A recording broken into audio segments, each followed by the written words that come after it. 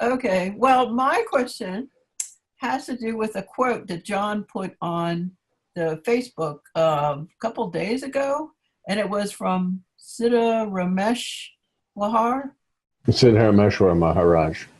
Yes, and it was a quote in which he says that if you say, I am Brahma, and you do not realize, you will become a demon after death.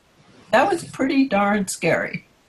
Um, so, could you elaborate on that? What does that mean? That if all of a sudden, you try and you try, and supposing you don't get the realization, you do all your work and it doesn't come. I mean, it's not up to you.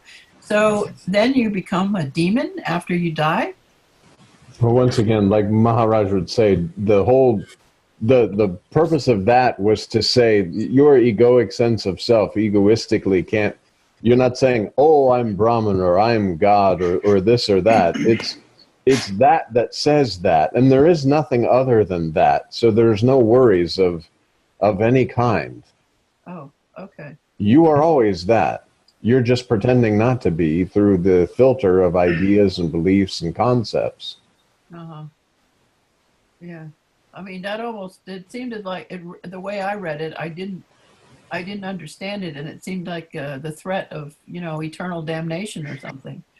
Um, I mean, I was raised Catholic, so that's always in the back of my mind.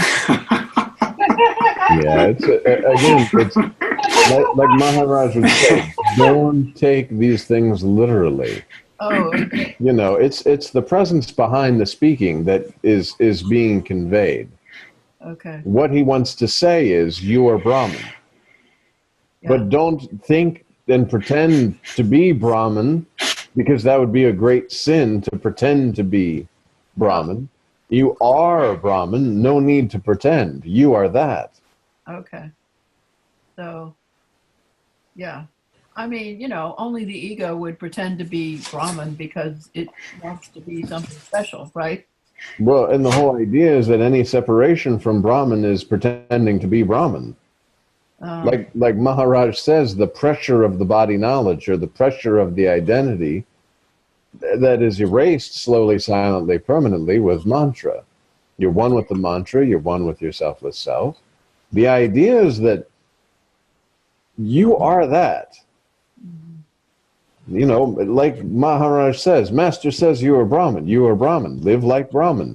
Act in the next moment as Brahman. Yeah. This entire illusory world is exactly that. It's totally illusory. And this character is an illusory character that is trying to seek Brahman. Yeah. There's nothing other than Brahman. It's only an idea or belief or a concept that separates the reality from the false. Yeah, I can accept that, and I trust, that he knows what he's talking about. He is you. Yeah. Okay. I mean, he is your selfless self speaking to you, the selfless self. Yeah. And the whole idea, like Maharaj says, the basics of spiritual knowledge is accept your selfless self. There's no God, no Brahman, no Atman, no Paramatman, no Master. Nothing is there. Yeah. So all of these different various things are just to point you back to that reality. Yeah. And I think we did a little talk about I am Brahman is not a declaration. It's not like I'm saying, John is saying, I am Brahman, so that John believes he's Brahman. No, a Brahman is Brahman. You are that. Yeah. As Maharaj would say, the spontaneous conviction, you don't sit there and say, I'm a woman, I'm a woman, I'm a woman, I'm a woman, I'm a woman. You react, you respond as a woman. Well, you are Brahman. And the spontaneous conviction is that you're not a man or woman, you're absolute Brahman. I think he also said one time, it's like an invitation to the invisible listener when Absolutely. You repeat that mantra. Absolutely. Like you're inviting the invisible listener to pay attention. Yes. To pay attention to the illusory kind of movement that's appearing in the still silence that you are.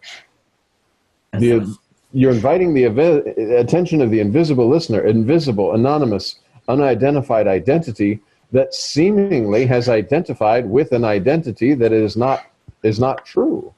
You're refreshing your memories, meaning I am not this body, I was not body, I'm not going to remain body. I never was a body. Right. Yeah. I can't be a body. And I know this by using body. I sense that formless sense of presence. I feel that sense of presence that is kind of the aroma of myself through the instrument of body. So therefore, all of these ideas and beliefs and concepts that are constructing this form-type world, this manifestation, and the unmanifest.